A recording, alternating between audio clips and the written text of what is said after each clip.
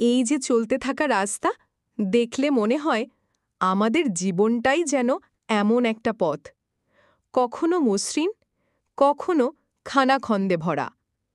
রাস্তার দুপাশে ধানক্ষেত, তার ওপরে নুয়ে থাকা আকাশ, আর মাঝখানে একটানা চলে যাওয়া সরু পথটা, যেন সময়ের ওপর আঁকা এক রেখা।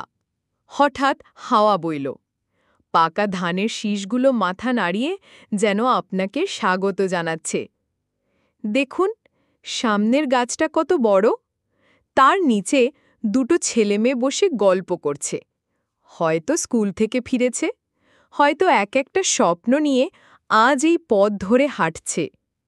এই রাস্তা দিয়ে দিনের শুরু হয়, আবার এখানেই দিনের সমাপ্তি।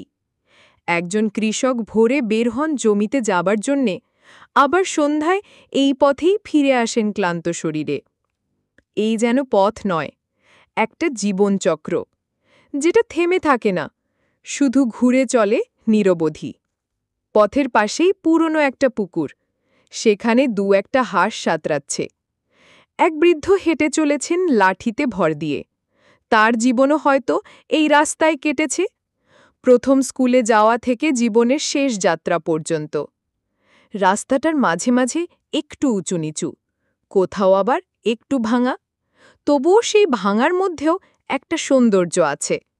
কারণ এই ভাঙাগুলোই মনে করিয়ে দেয় জীবনের পথ কখনোই একরকম হয় না।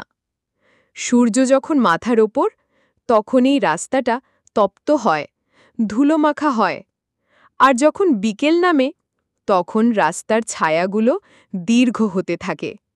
সেই ছায়ায় দাঁড়িয়ে আপনি যদি একবার শ্বাস নেন, মনে হবে জীবনের সব ক্লান্তি যেন উড়ে যাচ্ছে বাতাসে।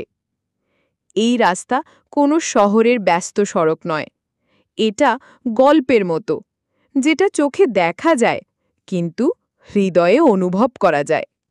এটা এমন এক পথ যেখানে হাঁটার মধ্যেই শান্তি আছে, যাত্রার মধ্যেই গন্তব্যের আনন্দ আছে।